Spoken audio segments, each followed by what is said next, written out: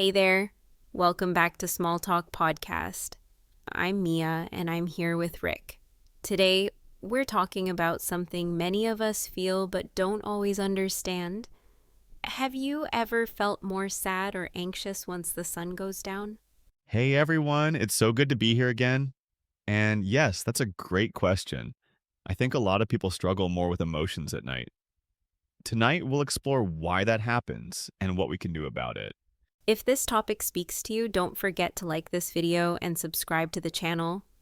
Also, in the description, you'll find a free PDF worksheet. It has vocabulary from this episode, exercises, and some reflection questions. It's a great way to go deeper and practice your English. So let's get started. Why does everything feel heavier at night? Why do small problems feel so much bigger? We're going to break it down and share some real stories too.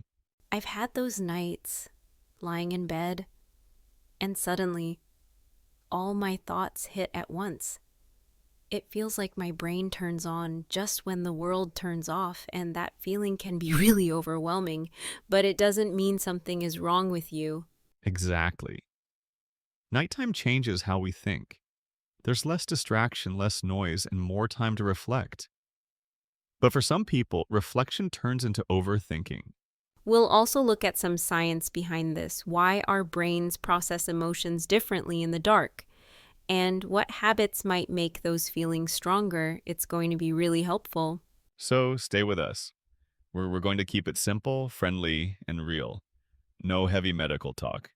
Just real life English and support. Let's get into it. Let's start with this.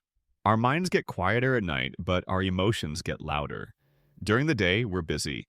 Work, messages, noise. But when it all stops, we're left alone with our thoughts. And sometimes those thoughts are difficult. Also, our energy is lower at night. When we're tired, our brain doesn't handle stress the same way. Small worries feel huge when you're exhausted. It's like looking through a dark filter. Another thing, lack of sunlight affects mood. Sunlight helps regulate chemicals like serotonin and melatonin. So when it's dark, our mood naturally drops a bit. And that's totally normal, but it's just biology. Social media makes it worse too.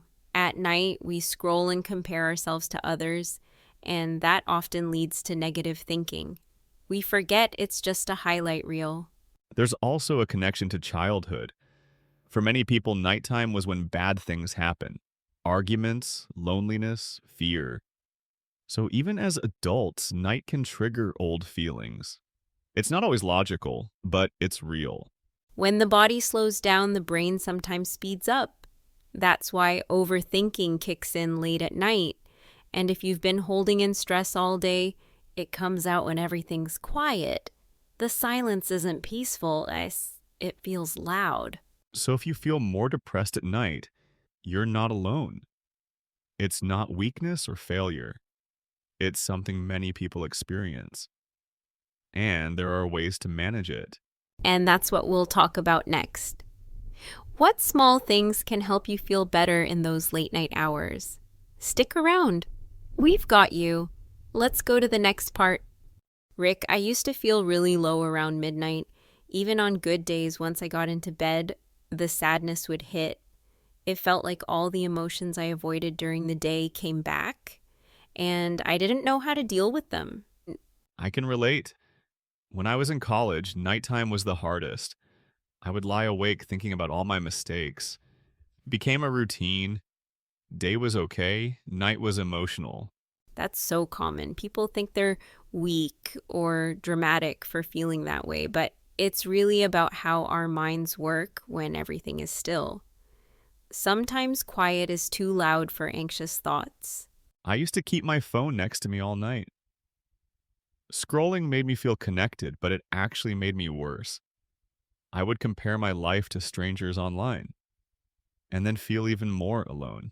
Yes. I started putting my phone in another room. At first, it was hard, but I realized I slept better without it near me. That one change made a big difference. Another thing that helped me, writing down my thoughts. Not a long journal, just quick notes. It helped to take the weight off my chest. And I started sleeping with less pressure. People underestimate those small changes. We wait for big solutions, but tiny habits can help the most. Turning off lights earlier, stretching, or just drinking warm tea. It's all about calming your body and mind. Exactly. No shame in needing comfort. Sometimes all you need is a little quiet routine and the reminder that emotions pass. Night doesn't last forever. Let's talk about some science. Studies show that people are more likely to feel sad or anxious late at night. One reason is our natural circadian rhythm. Like it affects mood and energy. When that rhythm is off, emotions feel heavier. Right. And melatonin, the sleep hormone, increases at night. That helps us rest, but it also slows brain activity. For some people, this makes them feel mentally foggy or down. It's a natural shift, not something to fear. There's also a study from Harvard that says lack of sleep makes emotional regulation harder. So when we're tired, we react more emotionally. That's why arguments feel worse and small worries feel big. Our brain just isn't at full power. Another point, late night eating or drinking can affect our mood too. Sugar or caffeine mess with sleep quality, and bad sleep feeds bad mood. It's a cycle we don't notice until we break it. Also, our body temperature drops at night. That physical change can trigger feelings of vulnerability. We might not notice it, but our brain does. It's all connected to how we feel emotionally. It's amazing how many things affect our mental state. It's not all in your head, it's also in your body. When we understand this, we stop blaming ourselves. We start taking small steps that support us. Exactly.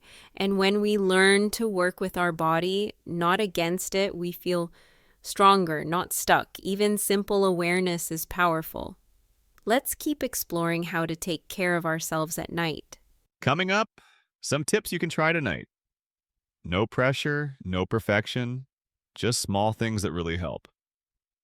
Ready for segment 5? Let's get practical. If you often feel low at night, try creating a short evening routine. Nothing big, just 2 or 3 calming steps. Your brain will start to feel safe. One of my favorites is dimming the lights an hour before bed. Bright light tells your brain to stay awake. Softer light sends the message that it's time to slow down. It really helps shift your mood. Another tip, do something with your hands. Drawing, folding laundry, playing with clay. It grounds you. Your mind slows down when your hands are busy. It's a simple but powerful trick. I also recommend choosing one calming sound. It could be soft music or white noise. When you hear it every night, your brain connects it with peace. Over time, it becomes a mental cue to relax. Some people use essential oils like lavender. Smell is directly linked to memory and emotion. One calming scent can signal your brain to slow down. Just a few deep breaths make a difference. And don't forget, screens matter. Try turning off your phone 30 minutes before bed. Blue light affects your sleep hormones. Plus, less screen time means fewer negative thoughts. I like using that time to write 3 things I'm grateful for. It shifts focus from stress to something positive. Even on bad days, there's always something small to appreciate. Gratitude softens heavy feelings. These aren't huge changes, but if you practice 1 or 2 each night, they build a new habit. And habits are what carry us through low moments, especially when we feel too tired to fix anything. Sometimes tips and routines aren't enough. And that's okay. If your sadness keeps growing or interferes with daily life, you may need support. Asking for help is not failure, it's strength. Yes, and the first step might be just telling someone how you feel. A friend, a family member, or a therapist. You don't have to explain everything perfectly. Just saying, I feel low at night is a good start. There are also support lines and online chat services. You don't have to go through this alone. Many people are ready to listen, even strangers, and often talking makes the feelings easier to carry. You can also write it down for yourself. Try starting a low mood journal. When you put emotions into words, they lose some power. and you start to understand your own patterns. If you're a student, check if your school or university has mental health resources. Many places now offer free help. Don't wait until things feel too heavy. You deserve support now, not later. One tip I love, talk to yourself like a friend. Would you judge a friend for feeling sad at night? Of course not. So don't judge yourself either. Self-kindness is huge. You can say, I'm having a hard night, but I'm still doing my best.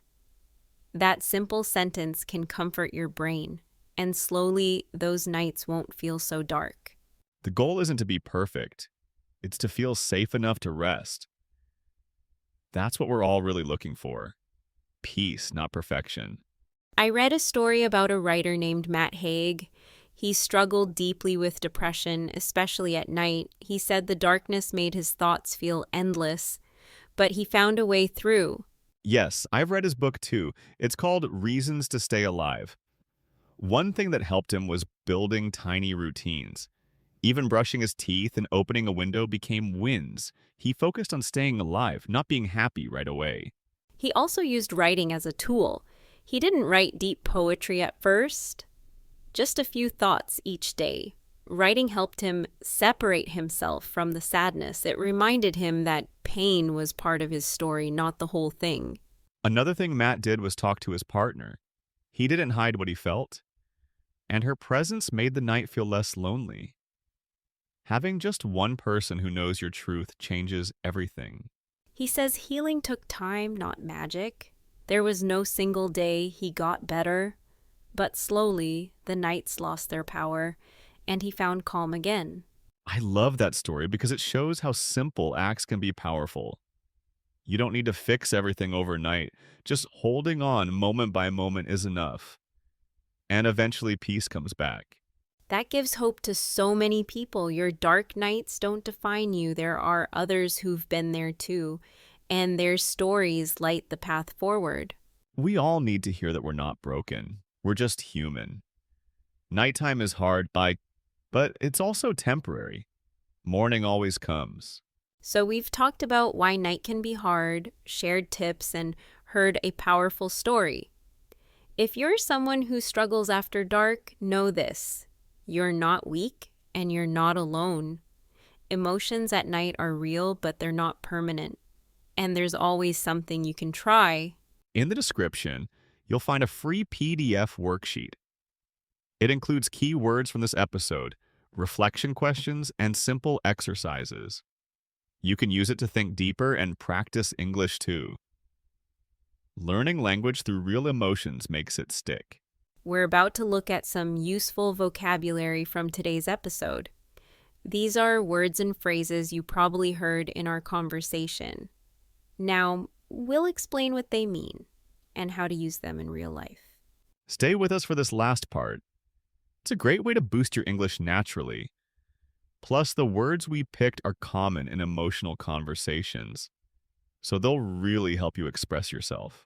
Thanks so much for listening. We're really proud of you for choosing to grow, even on tough days. Don't forget to comment below and share. What helps you feel better at night? We'd love to hear from you. Remember, even if the night feels heavy, you don't have to carry it alone. Sometimes listening to someone else's voice is the first step toward hope. You're stronger than you feel. Let's dive into the vocabulary together. Overwhelming, something so strong or intense that it's hard to handle. Example, the silence at night felt overwhelming and made her anxious. Mental fog, a state of low mental clarity where thinking feels slow or unclear. Example, at night I often feel mental fog and struggle to focus or make decisions. Emotional trigger, something that causes a sudden, strong emotional reaction. Example, for some people, scrolling social media can be an emotional trigger at night. Highlight reel. Only the best parts of someone's life, often seen on social media. Example, people forget that social media is just a highlight reel, not real life. Vulnerability, the feeling of being open, sensitive, or exposed. Example, at night, I often feel more vulnerable and unsure about everything. Self-kindness. Being gentle and understanding with yourself, especially in hard moments. Example. Instead of judging myself, I practiced self-kindness and felt calmer. Thanks for spending this time with us. We hope it brought you some peace and clarity. Remember, feeling low at night is common, but you're never alone in it. Even small changes can lead to big emotional relief. Start with one tonight. If this episode helped you, share it with someone who might need the same comfort. Your feelings are valid, your story matters, and rest is part of healing.